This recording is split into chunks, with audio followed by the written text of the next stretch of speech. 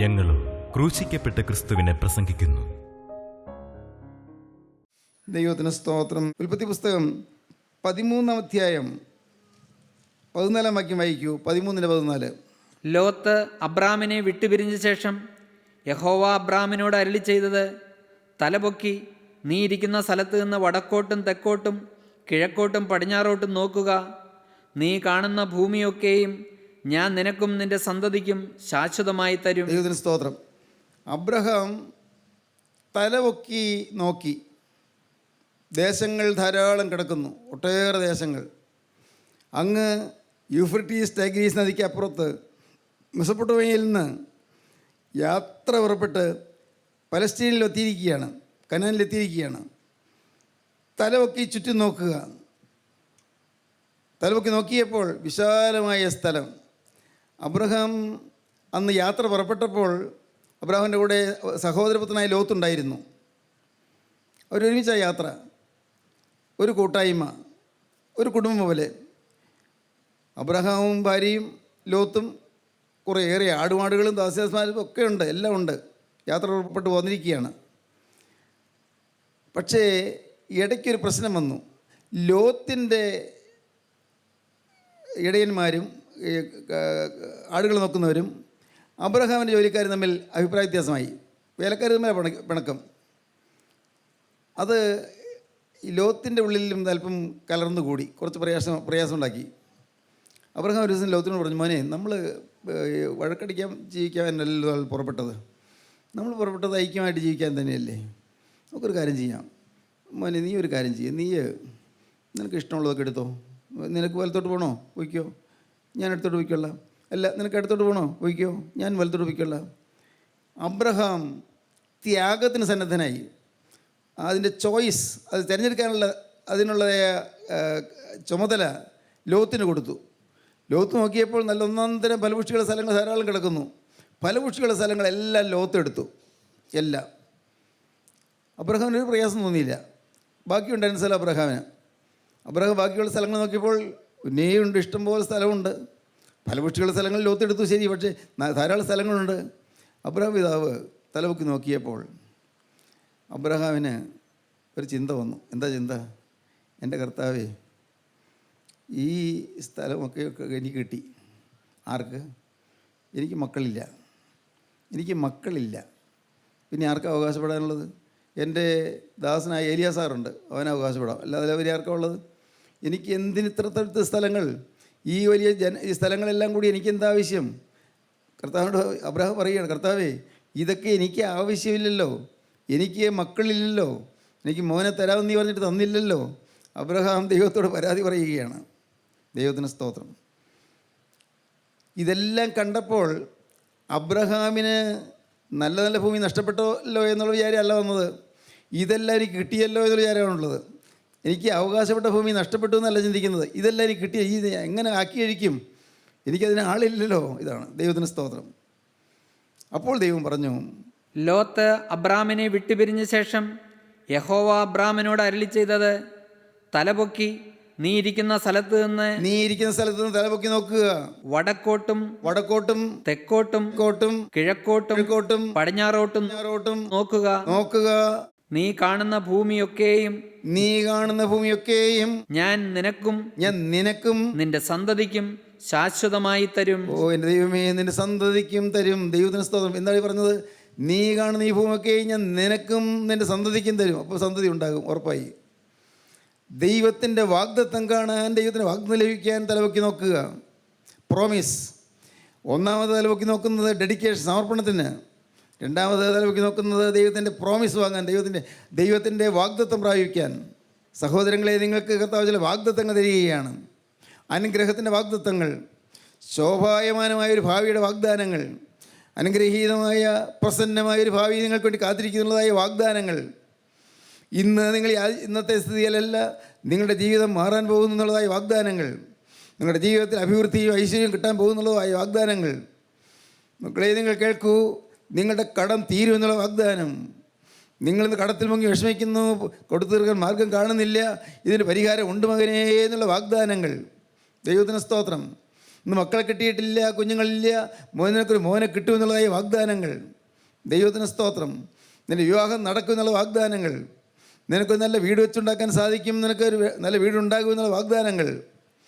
നിനക്ക് ഉയർന്ന വിജയം കിട്ടും, നിനക്ക് ഉയർന്ന ഡിഗ്രികൾ കിട്ടും എന്നുള്ളതായ വാഗ്ദാനങ്ങൾ. ജീവനുള്ള ദൈവം നിങ്ങൾക്ക് ചില വാഗ്ദാനങ്ങൾ തരികയാണ്. നിങ്ങൾക്ക് കിട്ടുന്ന വാഗ്ദാനങ്ങൾ നിങ്ങൾ വാങ്ങുക. കർത്താവേ, എനിക്ക് നീ ചില വാഗ്ദാനങ്ങൾ തരുന്നു. ദൈവത്തിന് സ്തോത്രം. അബ്രഹാമിൻ്റെ ഹൃദയം നന്ദി കൊണ്ട് നിറഞ്ഞു. വാഗ്ദാനം കിട്ടി, ജീവിതം ദൈവത്തിന് സമർപ്പിച്ചു. അബ്രഹാം സന്തുഷ്ടനായി തീർന്നു. സ്തോത്രം. ദൈവത്തിൻ്റെ വലിയ നാമം മഹത്വപ്പെടട്ടെ. ദൈവത്തിന് സ്തോത്രം. പ്രിയപ്പെട്ടവരെ, തീർന്നില്ല. ഡെഡിക്കേഷൻ, സമർപ്പണം, പ്രോമിസ്, വാഗ്ദാനം. ദൈവത്തിന് സ്തോത്രം. മൂന്നാമത്തെ കാര്യം എന്താണ്? തലപൊക്കി നോക്കുമ്പോൾ 22-ാം അധ്യായം എടുക്കാം. ഉൽപ്പത്തി പുസ്തകം 22-ാം അധ്യായം 13-ാം വാക്യം വായിക്കാം. അബ്രഹാം തലപൊക്കി നോക്കിയപ്പോൾ പിമ്പുറത്തെ ഒരു ആട്ടുകൊറ്റൻ കൊമ്പ് കാട്ടിൽ പിടിപെട്ട് കിടക്കുന്നത് കണ്ടു. പിൻപുറത്ത് ഒരു ആട്ടുകൊറ്റൻ കൊമ്പ് കാട്ടിൽ പിടിയിട്ട് കിടക്കുന്നത് കണ്ടു. എന്താണ് സംഭവം? എന്താണെന്ന് അറിയാമോ? അബ്രഹാം തലപൊക്കി നോക്കി. അല്പം രസകരമായൊരു സംഭവം ഉണ്ട് അതിൻ്റെ പിന്നിൽ. ഈ ഓമനക്കുഞ്ഞ് ഇസാക്ക് ജനിച്ചു കഴിഞ്ഞിരുന്നു. ഇസാക്ക് ജനിച്ചു. വീട്ടിൽ ആ കുട്ടി ഉണ്ടായപ്പോൾ ആകെ ഒരു സന്തോഷമായി. സാറയുടെ മുഖം തെളിഞ്ഞു, അബ്രഹാമിൻ്റെ മുഖം തെളിഞ്ഞു. അബ്രഹാമിൻ്റെ ആ വീട്ടിൽ തന്നെ പാർക്കുന്ന 312 അഭ്യാസികളുണ്ട്. അവർക്കെല്ലാം മനസ്സ് തെളിഞ്ഞു, സന്തോഷമായി. നല്ല പ്രസരിപ്പുള്ള വീട്. കൊച്ചുകുട്ടി വീട്ടിൽ ഓടിച്ചാടി കളിച്ച് കിടക്കുമ്പോൾ അമ്മയ്ക്ക് സന്തോഷം, അപ്പന് സന്തോഷം. കൗതുകത്തോടെ അവർ നോക്കി നിൽക്കും. അങ്ങനെ വളർന്നു വരുമ്പോൾ ഒരു ദിവസം ഈ ഇസ്ഹാക്ക് മോൻ കിടന്നുറങ്ങുകയാണ്. അബ്രഹാം ഉറങ്ങി. പക്ഷേ എങ്കിലും പെട്ടെന്നൊരു ശബ്ദം കേട്ടു. അബ്രഹാമേ, അബ്രഹാമേ. ഞെട്ടി എഴുന്നേറ്റു. അത് ദൈവത്തിൻ്റെ ശബ്ദം പോലെ തോന്നുന്നല്ലോ. ഇതിനു മുമ്പ് ദൈവത്തിൻ്റെ ശബ്ദം കേട്ട് പരിചയമുണ്ട്. അതുകൊണ്ട് ദൈവത്തിൻ്റെ ശബ്ദമാണ് തോന്നുന്നല്ലോ. അബ്രഹാം ഞെട്ടി ഉണർന്നു. അപ്പോൾ അബ്രഹാമേ, അബ്രഹാമേ. വീണ്ടും വിളിക്കുക. അയ്യോ കർത്താവേ, എന്താകുന്നു കർത്താവേ? നിൻ്റെ മകനെ, നിൻ്റെ ഏകജാതനായ ഇസ്ഹാക്കിനെ തന്നെ കൂട്ടിക്കൊണ്ട് നീ മോറിയാദേശത്ത് എന്ന് അവിടെ അവനെ യാഗം കഴിക്കുക. അബ്രഹാമിന് മനസ്സിലായി, എന്താ ഈ പറയുന്നത്? മനുഷ്യനെ യാഗം കഴിച്ചത് ഇതുവരെ കേട്ടിട്ടില്ലല്ലോ. ആട്ടിൻകുട്ടികളെ യാഗം കഴിച്ചിട്ടുണ്ട്, കാളക്കടകളെ യാഗം കഴിച്ചിട്ടുണ്ട്, ചെങ്ങാരി യാഗം കഴിച്ചിട്ടുണ്ട്, കുറുറാനെ യാഗം കഴിച്ചിട്ടുണ്ട്. പക്ഷേ മോനെ, മനുഷ്യനെ യാഗം കഴിക്കുക, എന്താ കർത്താവ് അങ്ങനെ പറയുന്നത്? അബ്രഹാം ഒന്ന് ശങ്കിച്ചു. പക്ഷേ അതെല്ലാവരും ഭാവനയാണ് കേട്ടോ. അബ്രഹാം ഒന്ന് ശങ്കിച്ചു. പക്ഷേ പിന്നെയും അബ്രഹാം ദൈവം പറഞ്ഞത്, ദൈവം മാറ്റമില്ലാത്ത വചനമാണല്ലോ പറഞ്ഞത്. അബ്രഹാമേ, അബ്രഹാമേ, നിൻ്റെ മകൻ ഏകജാതി ഇസ്ഹാക്കിനെ കൂട്ടിക്കൊണ്ട് മോറിയാദേശത്തേക്ക് ചെല്ലുക. അവിടെ ചെന്ന് ഞാൻ കാണിച്ചു തരുന്ന മലയിൽ അവനെ യാഗം കഴിക്കുക. അബ്രഹാം നോക്കി, മോൻ്റെ മുഖത്തേക്ക് നോക്കി. അവനെ പക്ഷേ നല്ല സ്വപ്നം കണ്ട് ചിരിക്കുകയായിരിക്കണം. പുഞ്ചിരിച്ചുകൊണ്ട് കിടക്കുന്നു. അബ്രഹാം അവൻ്റെ പൂങ്കോളിലും തുമ്മ വെച്ചു. എൻ്റെ മോനെ ഞാൻ കൊല്ലണോ? എൻ്റെ മോനെ കൊന്ന് കത്തിക്കണോ? എന്താ ഈ പറയുന്നത്? അബ്രഹാം ചിന്തിച്ചിട്ട് പിന്നെ ഒന്നും ഉറക്കം വന്നില്ല. പക്ഷേ അന്നൊരു തീരുമാനമെടുത്തു. ദൈവം തന്നതാണ്. ദൈവം തന്നതാണെങ്കിൽ തീർച്ചയായിട്ടും ദൈവം എൻ്റെ മോനെ ഞാൻ യാഗം കഴിച്ചാലും ആ ചാരത്തിൽ നിന്ന് എൻ്റെ മോനെ ഉയർത്തെഴുന്നേൽപ്പിച്ച് തരും. ദൈവം സർവശക്തനാണല്ലോ. അബ്രഹാം ഉറച്ചു. സാരയോട് പറഞ്ഞു, കാര്യം പറഞ്ഞില്ല. ഞാനും മോനും കൂടി ഒന്ന് 2-3 ദിവസത്തെ വഴി ദൂരമുണ്ട്, അവിടെ മോറിയാദേശത്തേക്ക് പോവുകയാണ്, ഒരു യാഗം കഴിച്ചിട്ട് വരാം. ഈ കൊച്ചിനെ കൊണ്ടുപോകണോ? അവൻ പോരട്ടെ. വിളിച്ചോണ്ട് പോയി. സാറയ്ക്കൊന്നും മനസ്സിലായില്ല. മോനെ കൊല്ലനെ കൊണ്ടുവന്ന അമ്മയ്ക്ക് അറിഞ്ഞുകൂടാ. പക്ഷേ അബ്രഹാം 3 ദിവസം വഴി യാത്ര ചെയ്യുക. 3 ദിവസം.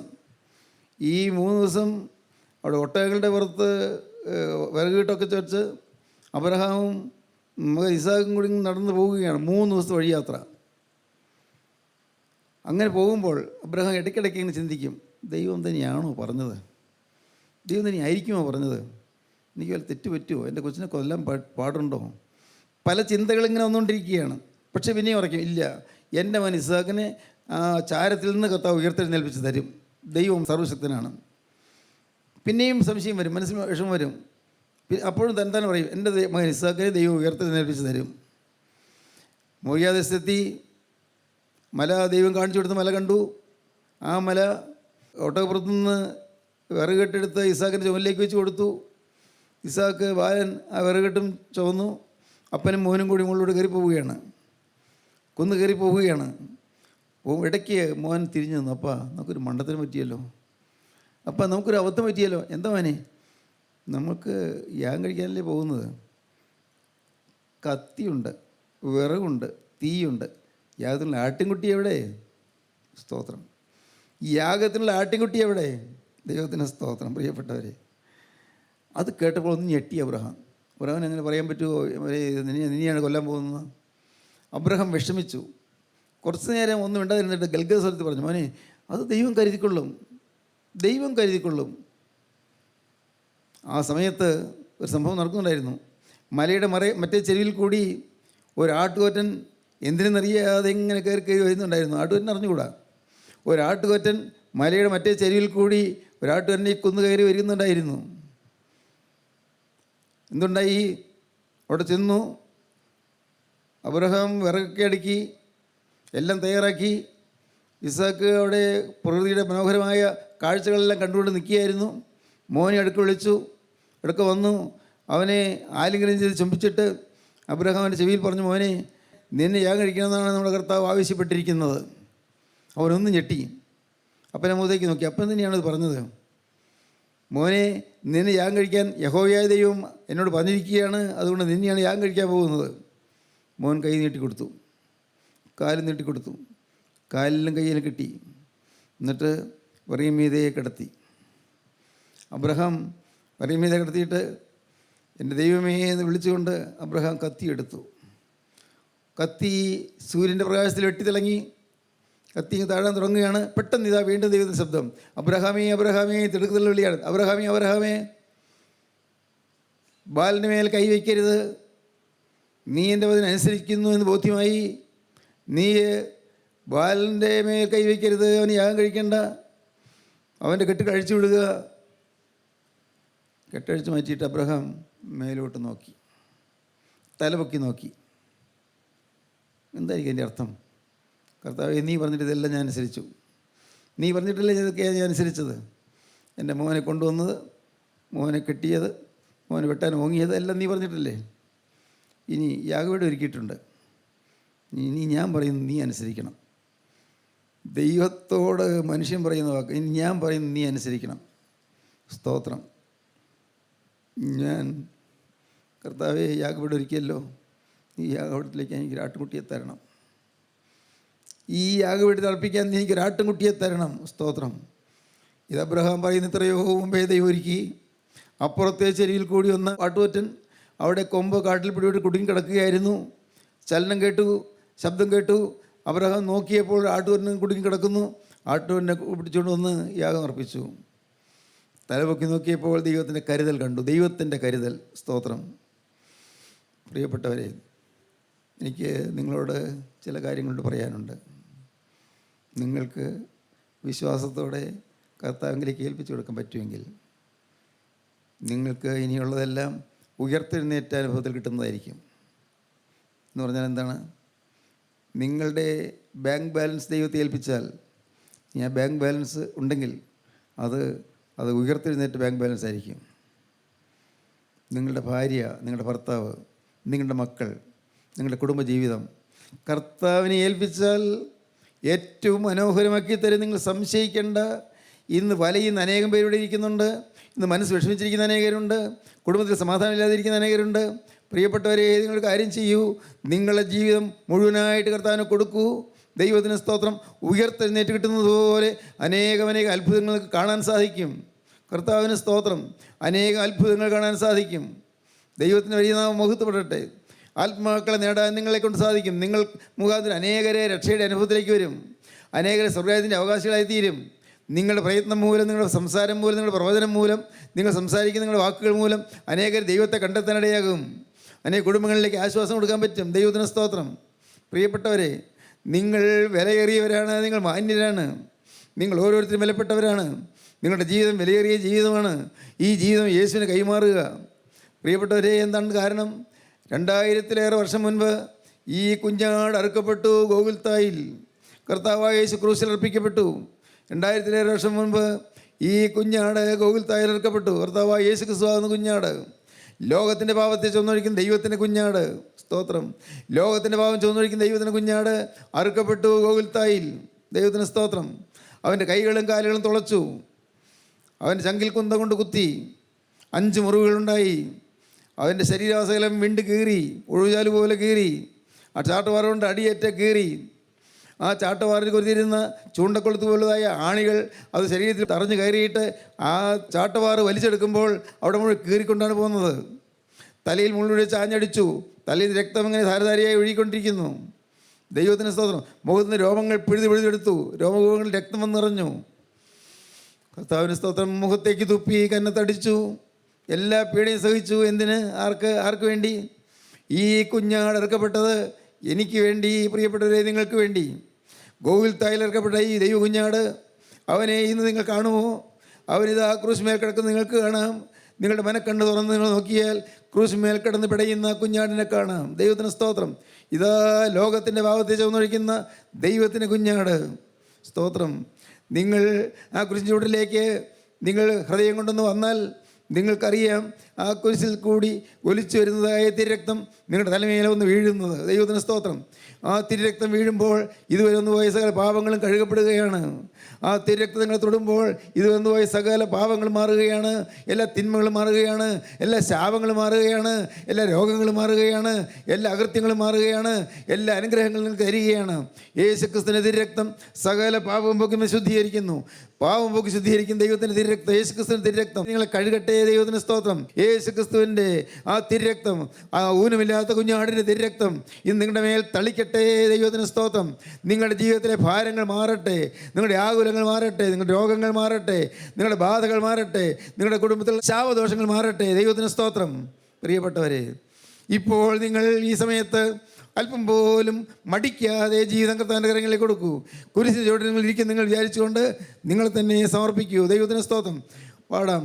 കുഞ്ഞാട്ടിൻ തിരുരക്തത്താൽ ഞാൻ ശുദ്ധനായി തീർന്നു, തൻ ചങ്കിലെ ശുദ്ധരക്തത്താൽ ഞാൻ ജയം പാടിയിടും.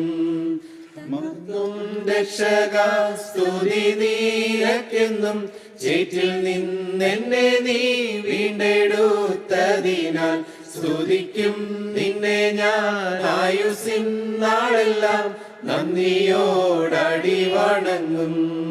സ്തുതിക്കും നിന്നെ ഞാൻ ആയുസ്സിൻ നാളെല്ലാം നന്ദിയോടടി വണങ്ങും. ദൈവത്തിന് സ്തോത്രം. ആ കുഞ്ഞാടർക്കപ്പെട്ടിരിക്കുന്നു. ദൈവത്തിൻ്റെ കരുതൽ, പ്രൊവിഷൻ. 1 ഡെഡിക്കേഷൻ, തലവൊക്കെ നോക്കിയാൽ ഡെഡിക്കേഷൻ. 2 തലവൊക്കെ നോക്കിയാൽ പ്രോമിസ്, വാഗ്ദാനം. 3 തലവൊക്കെ നോക്കിയാൽ പ്രൊവിഷൻ, ദൈവത്തിൻ്റെ കരുതൽ. ദൈവം പ്രൊവൈഡ് ചെയ്യുന്നു, ദൈവം കരുതുന്നു. സ്തോത്രം. നിങ്ങളെന്ത് തീരുമാനിച്ചു? ഈ യേശുവിനായിട്ട് ജീവിതം വർദ്ധിക്കാൻ തോന്നുന്നുണ്ടോ? നല്ല യേശു നിങ്ങളെ തൊട്ടു, നിങ്ങൾക്ക് അനുഭവം കിട്ടിയോ? ക്രിസ്തുവിൻ്റെ ആ തിരക്തം നിങ്ങളുടെ നെറ്റിയിൽ തൊട്ടു എന്ന് നിങ്ങൾക്ക് ബോധ്യമുണ്ടോ? മേലിൽ പാവം ചെയ്യുകയില്ല എന്ന് തീരുമാനമുണ്ടെങ്കിൽ കഴിഞ്ഞ കാല പാവങ്ങളെല്ലാം കഴുകിത്തരും. എല്ലാം എല്ലാം എല്ലാം. ചതി ചെയ്തത്, വഞ്ചന ചെയ്തത്, മോഷ്ടിച്ചത്, കവർച്ച ചെയ്തത്, മറ്റുള്ളവരെ ചതിച്ചത്, മറ്റുള്ളവർക്ക് ഉപദ്രവം ചെയ്തത്, പലരുടെയും രൂപ അപഹരിച്ചത്, ദൈവമേ എന്തെല്ലാം. ചിലരോട് വഴക്കടിച്ചുകൊണ്ടിരിക്കുന്നത്, ചിലരോട് പിണങ്ങിയിരിക്കുന്നത്, ചിലരോട് ഇഷ്ടക്കേടായിരിക്കുന്നത് എല്ലാം ക്ഷമിച്ച് കിട്ടും. എല്ലാം ക്ഷമിച്ച് കിട്ടും. ദൈവത്തിന് സ്തോത്രം. ഭാര്യയും ഭർത്താവും പിണങ്ങിയിരിക്കുന്നത്, അപ്പനും മക്കളും പിണങ്ങിയിരിക്കുന്നത് എല്ലാം മാറും. നിങ്ങളുടെ ജീവിതം സുഭഗശോഭനമായി തീരും. നിങ്ങളുടെ ജീവിതം അനുഗ്രഹീതമായി തീരും.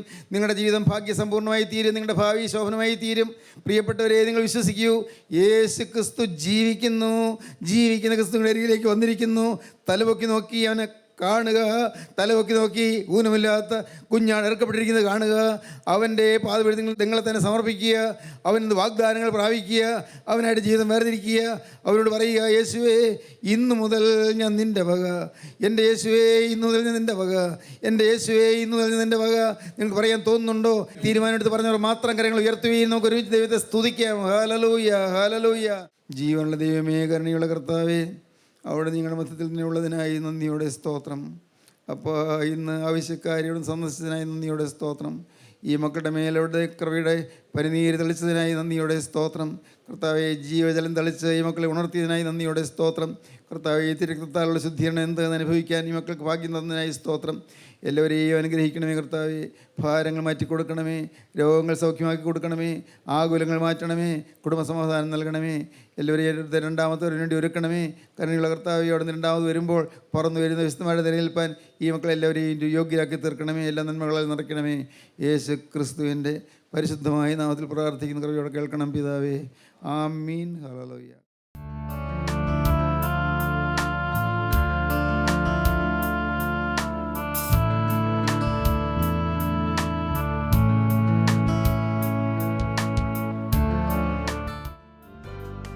അമൃതധാര എല്ലാ ശനിയാഴ്ചയും രാവിലെ 6:30 മുതൽ 7 മണി വരെ നിങ്ങളുടെ സൂര്യ TV-യിൽ.